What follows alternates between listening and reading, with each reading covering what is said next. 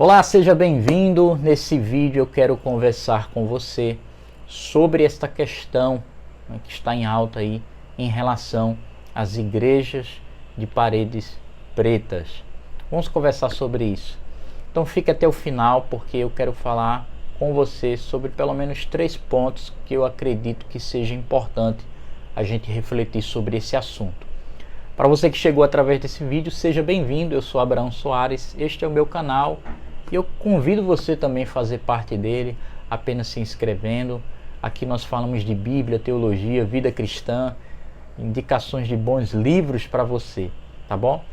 Mas, voltando ao assunto, obviamente que eu gostaria que você participasse nos comentários com o devido respeito. E mesmo que você não concordar comigo, importante é que haja respeito mútuo, tá bom? E devidamente eu estou com um compromisso, não vim aqui atacar nenhuma pessoa, nenhum pregador, nenhum pastor que apoia ou que não apoia, que é contra ou que é a favor.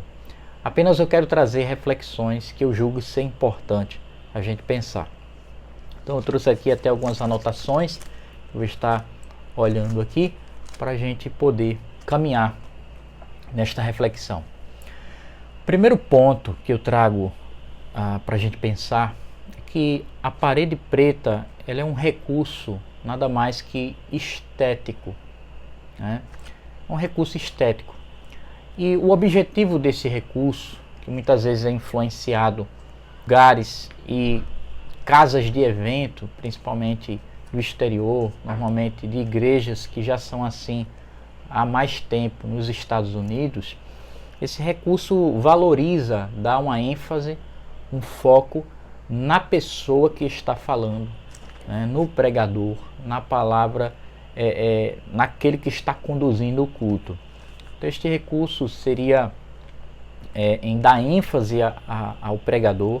É tanto que essas igrejas, quando é bem feita, né, percebe-se que há um investimento muito alto em recurso de iluminação.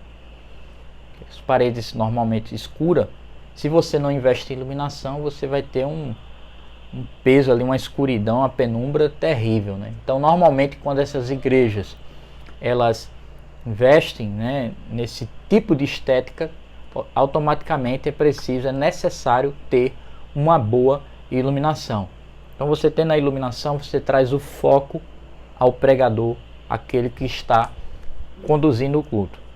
Dizendo isso, é importante a gente notar este ponto. Então, sendo um recurso estético, eu acredito que se a motivação é valorizar o pregador que está trazendo a palavra de Deus, eu acho que o mais importante a se pensar não é o recurso que é utilizado, não é a cor da parede, mas sim o conteúdo que está sendo abordado. Porque não adianta a gente ter uma parede branca ou preta, seja lá qual for a cor, se a mensagem que está sendo pregada não é o verdadeiro evangelho, não é fiel às escrituras. Então você pode ter uma igreja com uma arquitetura belíssima, que forneça uma experiência de grandiosidade, né, uma experiência linda como as igrejas tradicionais têm, como a igreja de séculos que as igrejas católicas têm, mas, contudo, você pode ter pessoas que estão à frente, que não estão pregando o verdadeiro evangelho do Senhor Jesus Cristo. Esse é o primeiro ponto, mas tenha calma que a gente vai caminhar mais um pouquinho.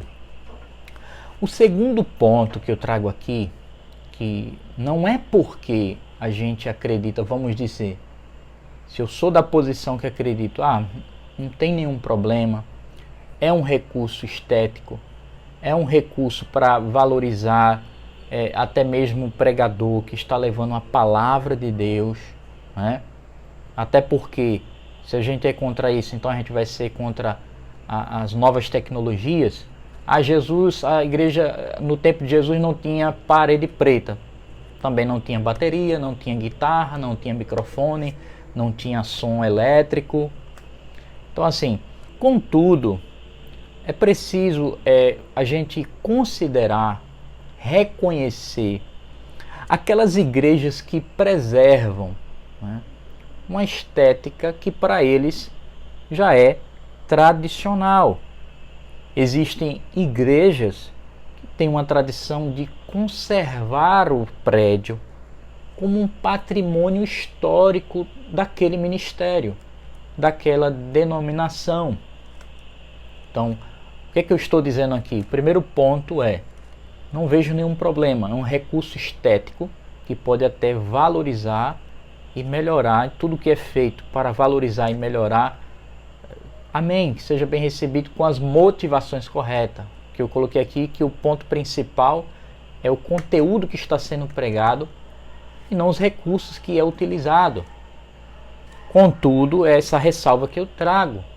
É preciso que, se eu faço parte de uma igreja que tem padrões e historicamente eles conservam um certo tipo de estética, é necessário que tenha sensibilidade para respeitar, para ter paciência, para dialogar. Então não vou chegar numa igreja que tem uma estética que preserva o patrimônio como um patrimônio histórico, como uma memória afetiva daqueles cristãos que estão ali naquela comunidade, para dizer agora nós temos que modernizar tudo. Eu não concordo com isso. Nós precisamos respeitar a decisão, né, e a tradição de cada ministério. Obviamente que haverão denominações, lideranças que vão ser mais abertas, a comunidade, aquela igreja vai ser mais aberta a mudanças. Já outras não, vão querer, nesse sentido, conservar, preservar o seu patrimônio como parte da sua memória, como parte da sua construção cultural, da sua construção histórica.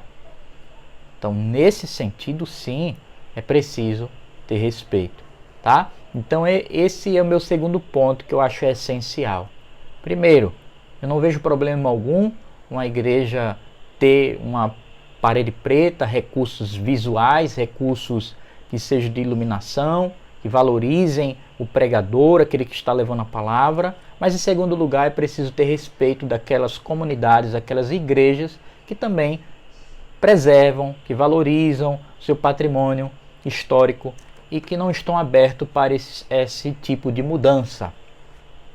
Mas em terceiro e último lugar, eu acredito que não é correto por parte daqueles que veem a conservação desse patrimônio é muito importante, não devemos mudar. Também não é correto demonizar, julgar outras igrejas, outras comunidades cristãs que estão adeptos a essas mudanças. Ou seja, se eu faço parte de uma igreja que se utiliza ou não desses recursos, em suma, em resumo, eu me lembro do que o texto do apóstolo Paulo fala lá em 1 Coríntios 10:31. Quer comais, quer bebais, façam tudo para a glória de Deus. Então, se a gente usa um recurso e o entendimento, o objetivo é fazer aquilo para a glória de Deus, então o que devemos fazer? Agora, se outros irmãos não fazem, glória a Deus também. Se é para a glória de Deus que eles fazem, preservam o patrimônio, glória a Deus. Mas se existem outras comunidades, outras igrejas que estão abertas a essas mudanças e fazem isso para a glória do Senhor, então que isso seja feito.